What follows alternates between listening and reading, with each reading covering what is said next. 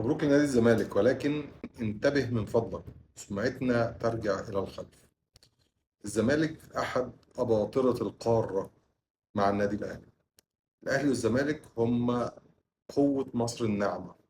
اللي حصل امبارح في مراسم التتويج، اللي حصل امبارح في مشهد دلق المية اللي عليها أعمال ووجع قلب، اللي حصل امبارح في عدم إعادة الكرات واللعبات الجدلية على فريق نادي الزمالك، كل ده بيمس ريادتنا وبيمس مصداقيتنا، وبيقول إن مصر بتفقد ريادتها وبتفقد مصداقيتها، وبيخلينا نقول إننا ما نفرقش عن غيرنا في التدليس. كل دي مشاهد بتمس سمعة مصر وبتمس ريادتنا وبتمس تاريخنا في إننا رواد العمل الرياضي والإعلامي وكل حاجة. أتمنى من المسؤولين إنهم يحطوا مصلحة مصر قدام كل حاجة وفوق كل حاجة، ويبدأوا يشتغلوا على إننا نرجع ناخد مكاننا بجد، سواء رياضيا